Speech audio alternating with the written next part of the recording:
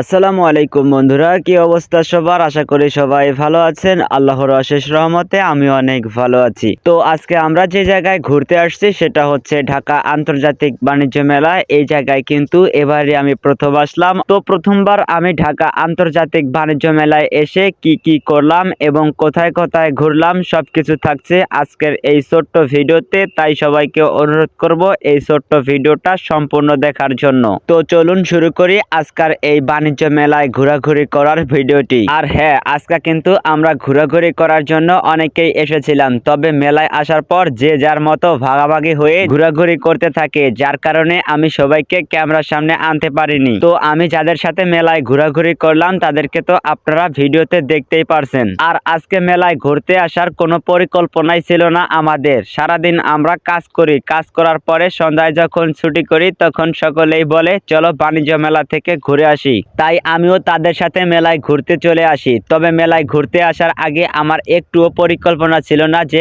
আজকে মেলায় যাওয়ার পর আমি একটা ব্লগ ভিডিও তৈরি করব। তাই কোনো প্রকার প্রস্তুতি নিয়ে আসি নাই ব্লগ ভিডিও তৈরি করার জন্য। তবে আমরা যখন মেলায় প্রবেশ করলাম তখন আমার মনে হলো না, মেলা নিয়ে একটা ব্লগ ভিডিও তৈরি করাই যায়, কারণ মেলার পরিবেশটা কিন্তু ছিল অসাধারণ। আর মেলায় আসার পর আমরা অনেকক্ষণ ঘোরাঘুরি করলাম। ঘোরাঘুরি করার পর আমরা যে জিনিসটা খেয়াল করলাম সেটা হচ্ছে এই মেলার পরিবেশটা কিন্তু খুবই সুন্দর, যা সকলেরই মন ছুঁয়ে দিবে। আর এই পার্কের ভিতরে কিন্তু শিশুদের জন্য অসাধারণ একটা বিনোদন পার্ক তৈরি করেছে, যেটাতে শিশুরা অনেক আনন্দ ফুর্তি করতেছে। আর শিশুদের সকল প্রকার বিনোদনের জন্য যা যা প্রয়োজন সবকিছুই কিন্তু আছে এই মেলাতে। আর এখন আমার ফুফাতো ভাই মোহাম্মদ শরীফুল ইসলাম দেখেন শিশুদের সাথে শিশু হয়ে গেছে। যাই হোক, শিশুদের সাথে শিশু হওয়াই স্বাভাবিক, কারণ ছোটবেলায় যত শখ আহ্লাদ ছিল তা কিন্তু বড় হয়ে পূরণ করা যায় এরকম মেলায় এসে শরীফুল ভাইয়ের মতো। তবে এই মেলায় কিন্তু শুধু ছোটদের বিনোদনের জন্য ব্যবস্থা আছে তা কিন্তু নয়, এখানে বড়দের জন্য বিশেষ বিশেষ বিনোদনের ব্যবস্থা আছে।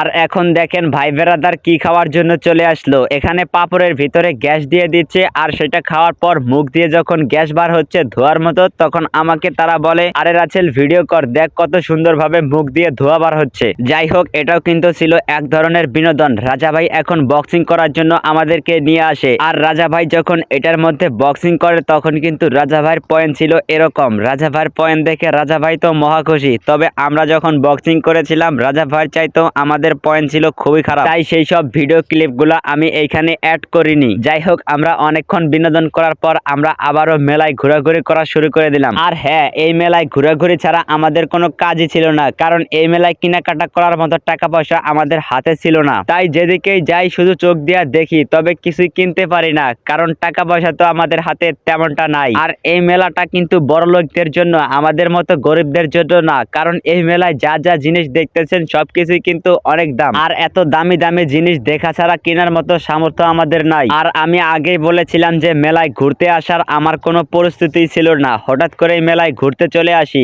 আর আমরা শুধু এখানে ঘোরাঘুরি করার জন্যই আসছি, কেনাকাটা করার জন্য নয়। তবে এখানে যারা কেনাকাটা করার জন্য আসে তারা কিন্তু সকলেই ভিআইপি। আর আমি শুধু আনস্মার্ট খ্যাত গরিব একটা ছেলে, যে কিনা মেলা শুধু ঘুরতে আসছে, দেখতে আসছে, কিন্তু কোনো কিছু কেনার জন্য নয়। যাই হোক, গরিবরা কিন্তু দেখেই শান্তি পায়, তাই আমরা মেলার চারপাশ ঘুরে ঘুরে সবকিছুই দেখলাম, যা আমাদের দেখতে অনেকক্ষণ সময় লাগে। আমরা প্রায় রাত 8টার সময় এই মেলার ভিতরে প্রবেশ করেছিলাম, আর এখন প্রায় রাত 11টা বাজে। তাই আমরা সকলেই এক জায়গায় হয়ে সিদ্ধান্ত নিলাম এখন আমরা বাসে চলে যাব আমাদের কর্মস্থলে। আমাদের ঘোরাঘুরি কিন্তু এ পর্যন্তই শেষ হয়ে গেছিল। তো আপনাদের সকলকেই ধন্যবাদ ভিডিওটা সম্পূর্ণ দেখার জন্য। আল্লাহ আপনাদের ভালো রাখুক, সুস্থ রাখুক। আল্লাহ হাফেজ।